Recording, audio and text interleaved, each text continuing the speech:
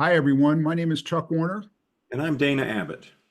Several years ago, we wrote the book Eddie Reese, Coaching, Swimming, Teaching Life, to try to preserve and chronicle one of the greatest coaches in any sport in history, but in particular, the way and methodology of one of the greatest swimming coaches in history.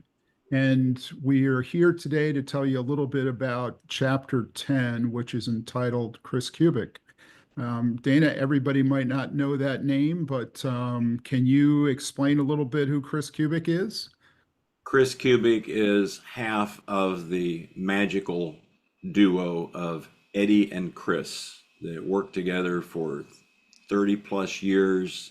Chris joined Eddie at Auburn. He followed him, didn't follow him, he came with him to Texas. And our time there with Chris showed him to be the consummate professional, the consummate caregiver.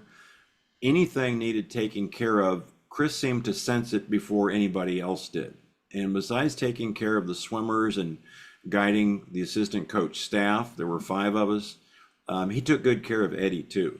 And I don't think there's any coaching combination in history that's been as effective or complete as Eddie Reese and Chris Kubik. I I remember reading somewhere one of their past swimmers had said that Eddie was the conceiver. He'd think of some big, broad idea, and that Chris was the choreographer.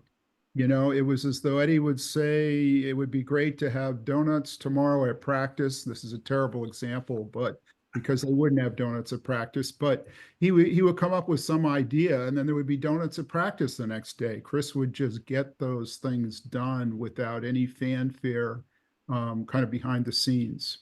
Yeah, he just knew what needed to be done, and the slightest little nuance in anybody's performance or desires or needs, he picked up on, almost like he had some ESP working for him. And we were saying in a last chapter on technique, chapter 9, Chris had once said that Eddie was a genius at stroke technique, and we've heard Eddie say Chris was a genius at people. He, People. yeah, really had a way of connecting and communicating with guys that were having difficulty and challenges, and the two of them worked in tandem to help every swimmer on their team have a great experience. We hope you take a look at the book, everybody. That's a little bit about Chris Kubik in chapter 10, and we're going to be back with some more, finishing up the final 5 chapters of the book. Thanks for listening.